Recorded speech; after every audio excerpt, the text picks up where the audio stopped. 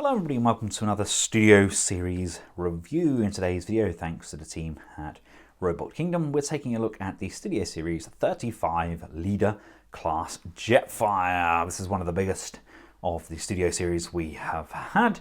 Quick look around the box. We've got Jetfire on the side, and on the back there we've got Jetfire in his Blackbird mode and of course in his robot mode. Now this does combine with the new Prime, and I will cover that in the Prime video, but for now let's just take a look at this big screen inspired old timer. And here we have Jetfire in all of his glory, and he's ruddy awesome. Now we do get a small attachment for Prime in this set, but I absolutely adore Jetfire.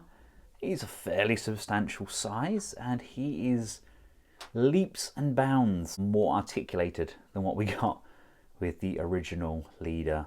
The backdrop is that army scene where they're fighting in the desert and Scorponok jumps up and attacks Jetfire, but look at this decaying old Autobot. Love that face sculpt. Absolutely gorgeous. He's got an immense beard. Super articulated as well. Look, we've got the pivots on the feet. We've got up and down on the toes independently.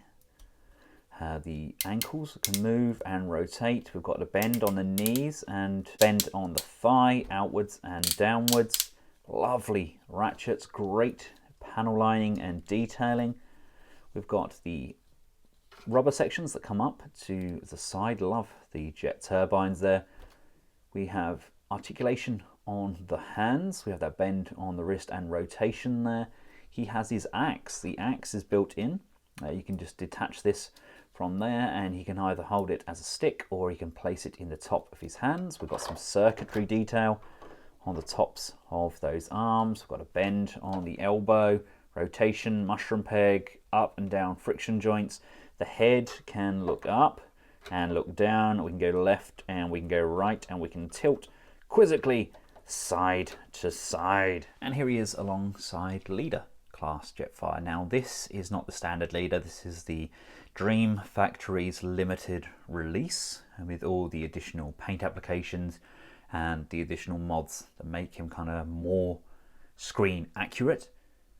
But this was about $100, I think, and as amazing as it is, most of the parts are still in the box, which you need to make your Jetwing Prime. So this, on the other hand, everything here is included and everything transforms as you need it to.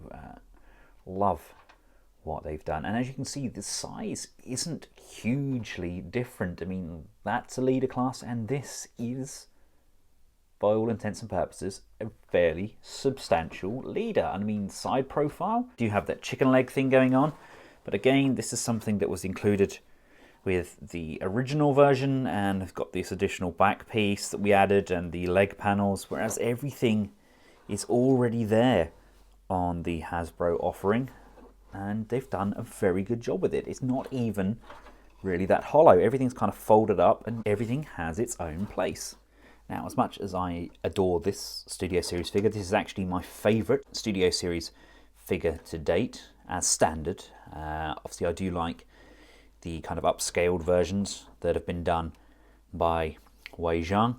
I can't help but think how amazing this is going to be with die cast and kind of doubled in size. Imagine if Wei Zhang made this to fit with their oversized Studio Series Prime.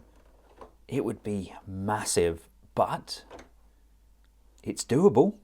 And here we have him with his axe in hand as well. I just really wish that he had some articulation on those fingers as well, so he could kind of close it off around the axe. It would kind of really finish it off, but very impressed. Now, as I said, I'm not going to cover the combination with Prime. I'll include that when I review Prime and compare him to his first release.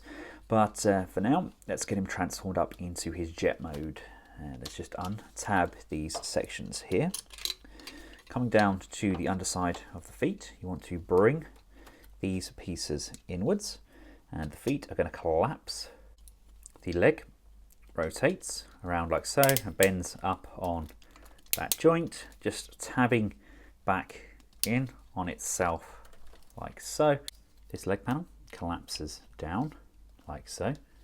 This then rotates up on the inside of this thigh, coming around like so.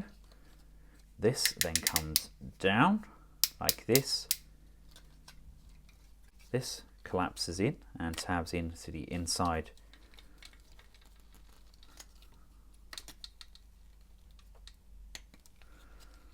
of the thigh, and then this piece here collapses down on this rocking hinge, just tabbing into the thigh panel, tabbing perfectly into place. Bring Jetfire's chest forwards. That's then going to extend like so. These will flip. Bring these in and tab them in together, rock this panel back, and that's just going to push and lock in on itself like so. Lift this panel up from the top. This is revealing the real nose cone as opposed to the faux one that we use on Jetfire at the moment. This is going to come up, and it's a very thin cover which basically covers off the original head. There's a tab here and a tab there. That's going to line up with the top, and just push and tab in like so. Each of these arms is tabbed into the torso. You want to just remove those, which frees this section up and now allows this to come back on itself. And these are going to fold inwards to the center and tab in, and this is then going to tab in together as well. Let's just slide this shoulder joint down, and as we do so, there is a tab just underneath here which tabs in to the upper shell. The wrist bends back on itself and tabs in on the arm there, and then there's a slot here and a tab just here. That's going to push and tab in over on the underside, and then coming around to the back, grab these panels here. These are going to lift up and rotate, and then with a little bit of energon and a lot of luck, these will just push and tab in and tab in, and just make sure everything is in its place.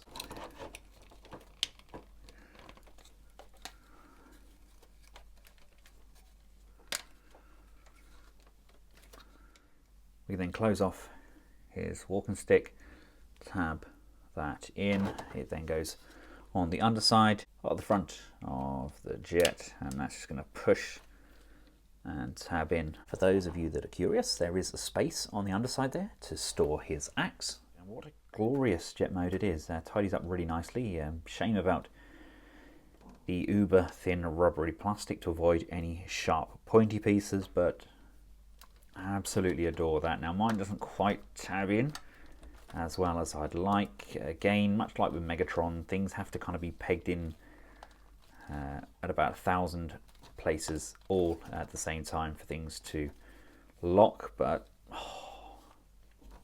see, that's pretty nice. That's not a huge bot underneath there.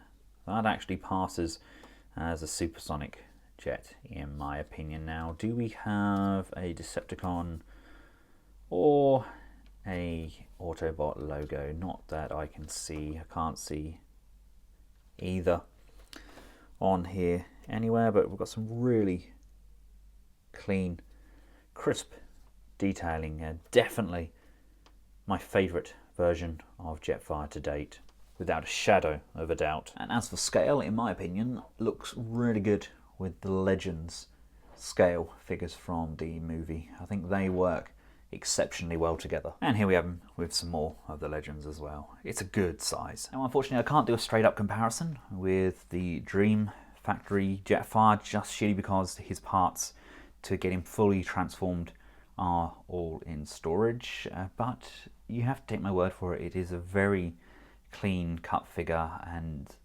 to be honest with you, if Wei Zhang or Black Mamba do oversize this figure, the jet mode is going to be sublime. It's going to be absolutely massive. I'm talking Human Alliance scale, which is insane. Personally, I really hope that they do that, but whether they will or not, that's for another day. But personally, I love this Jetfire, and it is by far my favourite of the Studio series thus far. Thank you all for watching. I hope you found the video useful. If you have, feel free to give it a big thumbs up, share, and of course subscribe. I've included a link at the end of the video to the Studio series playlist. And until next time, from myself and Jetfire, thanks for watching. Goodbye.